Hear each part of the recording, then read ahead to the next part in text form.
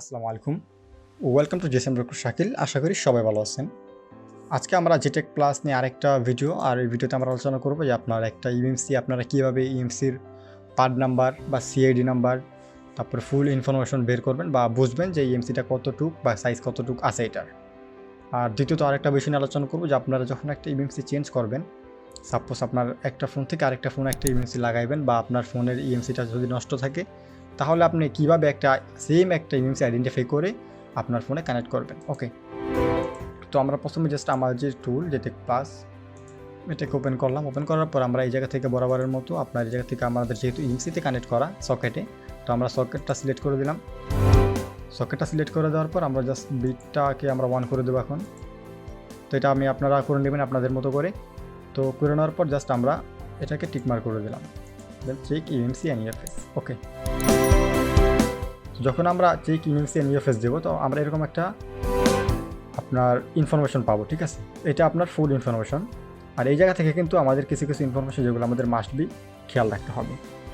তো প্রথমে যে বিষয়টা আছে আপনার এই জায়গায় দেখেন, আপনার ইএমসি ম্যানুফ্যাকচার যেটা আছে, তো সেটা হলো আপনার এসকে হাইনিক্স। আমাদের যে ইএমসিটার নেম বা যে কোম্পানি আমরা বলি যে এসকে হাইনিক্সের একটা ইএমসি, আর ইএমসির নেম এই জায়গায় দেখেন, ইএমসি নেম বা অনেকেই অনেক নেম বলে, পার্ট নাম্বার বলেন বা ইএমসি নাম্বার বা নাম। তো ইএমসি যে নেম আমাদের, এটা হলো আমাদের নেম। আর আপনাদের যে বিষয়টা মাথায় রাখতে হবে, আপনারা যখন একটা ইএমসি চেঞ্জ করবেন তখন কিন্তু এই বিষয়গুলো আপনাদের মাথায় রাখতে হবে, সেম টু সেম কিন্তু থাকতে হবে, মাস্ট বি। আর দ্বিতীয়ত আমাদের যে বুট ইনফরমেশন আছে, বুট ইনফরমেশন বলতে আপনার এই যে রোম 1, ঠিক আছে, রোম 2, 3 আর আপনার আরপিএমবি। ওকে, আপনারা যখন একটা ইএমসি চেঞ্জ করবেন অবশ্যই আপনার এই তিনটা আপনাদেরকে মিলিয়ে নিতে হবে। ঠিক আছে, আপনার স্টোরেজটা যে কোনো ইএমসি আপনারা যখন চেঞ্জ করবেন, একটা ফোন থেকে আরেকটা ফোনে কানেক্ট করবেন, তখন কিন্তু আপনাদের এই বিষয়গুলো অবশ্যই মাথা রাখতে হবে। আপনার এগুলা কিন্তু সেম টু সেম রাখতে হবে। আর দ্বিতীয়ত যে বিষয় একেবারে আপনার মানে যেটা 100% আপনাদের মানে মিলায় তারপরে কাজ করতে হবে, সেটা হলো আপনার সিআইডি নাম্বারটা। ঠিক আছে, এই যে সিআইডি নাম্বার। তো সিআইডি নাম্বার যদি আপনার সেম থাকে তাহলে আপনার এই যে সিএসডি যে নাম্বারটা আছে এটা অটোমেটিকলি মিলে যাবে। ঠিক আছে, আপনারা যখন কাজগুলো করবেন আপনারা অবশ্যই সিআইডি নাম্বারটা মিলে কিন্তু আপনাদের ইএমসি চেঞ্জ করতে হবে, নয় কিন্তু আপনার কাজ করার পরেও দেখবেন আপনার ইএমসিটা কিন্তু আপনার যখন আপনার ফোনে লাগাবেন তখন কিন্তু দেখবেন আপনার ফোন চালু হয় না বা অনেক প্রকার এরর আসতে পারে। ঠিক আছে, তো এই বিষয়গুলো আপনারা যদি একটু মেনে চলেন বা আপনার বুঝে শুনে কাজ করেন, তাহলে কিন্তু আপনারা খুব সহজে যে কোনো ফোনের ইএমসি চেঞ্জ করতে পারবেন এবং খুব সহজে একটা ফোন আপনার ডেডবোর্ড রিপেয়ার করতে পারবেন।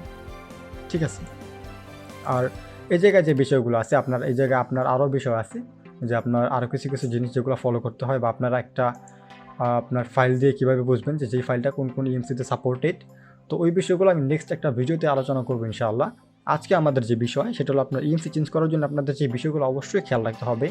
তো সেটা আমি তো বললাম। সাপোজ আপনাদের প্রথমে যে করতে হবে, আপনার এই জায়গায় দেখেন সিআইডি নাম্বারটা কিন্তু অবশ্যই আপনাদের সেম রাখতে হবে।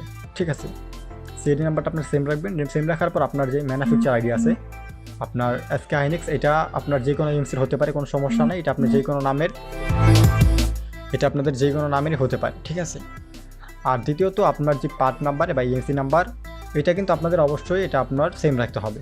ঠিক আছে, আপনার এটা যে কোনো কোম্পানির হোক সমস্যা নেই, কিন্তু আপনার এসকে হাইনিক্সটা নিলেই বেটার।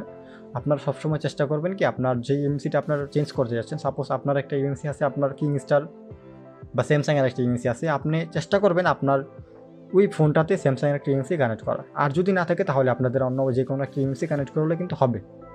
ঠিক আছে, আর তারপর আপনাদের যে বিষয়গুলো অবশ্যই খেয়াল রাখতে হবে আপনার এই জায়গায় বুট ইনফরমেশন।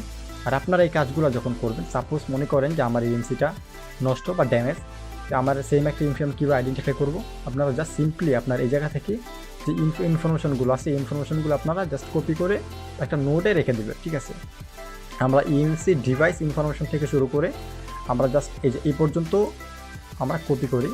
কপি করার পর আমরা জাস্ট এই জায়গা থেকে একটা নোট করে এই জায়গা থেকে আপনারা কী করবেন, সেমভাবে আপনারা যদি এভাবে সেভ করেন, সেভ করার পর আপনার অন্য কোনো ইএমসি যখন আপনার কানেক্ট করবেন, কানেক্ট করে চেক করার সময় আপনার খুব সহজে কিন্তু এই জায়গা থেকে আপনার ইনফরমেশনগুলো মিলাতে পারবেন। ঠিক আছে, যেমন আপনার এই 1532 MB, ঠিক আছে, তারপরে আপনার 496 KB আরপিএমবি সাইজ, 496 KB।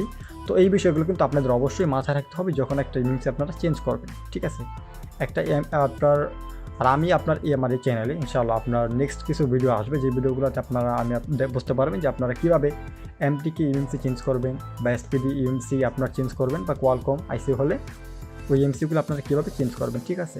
আর আপনাদের চেঞ্জ করার জন্য আপনাদের এই বিষয়গুলো মাথায় রাখতে হবে। আর আপনারা একটা জিনিস খেয়াল রাখবেন, যখন আপনারা সিএডি নাম্বারটা মিলাবেন যে কোনো এমসির সাথে, সিএডি নাম্বারটা মিলানোর পর কিন্তু অটোমেটিকলি আপনাদের সিএসডি নাম্বার মিলে যাবে, ঠিক আছে। তো এটা নিয়ে আপনাদের কোনো আপনার মাথা ব্যথা করার দরকার নেই বা ভাবার দরকার নেই, আপনাদের জাস্ট সিএডি নাম্বারটা নিয়েই ভাবলে হবে।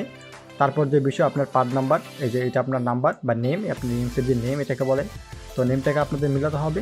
তারপর আপনার এই যে আপনার এই ক্যাটাগরি যে আপনার দেখেন এই ক্যাপাসিটি যেটা আছে আপনার ইএমসি, আপনার রুম 1, রুম 2, রুম 3, বা আপনি যদি ইউএফআই ইউজ করে থাকেন তাহলে আপনার বুট 1 অ্যান্ড বুট 2, ঠিক আছে। আপনি চাইলে আপনার যে রুম আপনার রুম পার্টিশন আছে, রুম 1 আমাদের যে যেটা প্লাস আমরা যেটাকে বলি, এটা আপনি আপডেট করতে পারবেন, সমস্যা নেই। বাট ডাউনগ্রেড করলে সমস্যা আছে, কিন্তু আপনার এই জায়গায় রুম 2 অ্যান্ড রুম 3 এটা কিন্তু অবশ্যই সেম রাখতে হবে, ঠিক আছে। এবং আরপিএমবি যে অপশনটা আছে এটা কিন্তু অবশ্যই আপনাদেরকে সেম রাখতে হবে, নয়তো কিন্তু আপনার ফোন কোনোভাবেই চালু হবে না।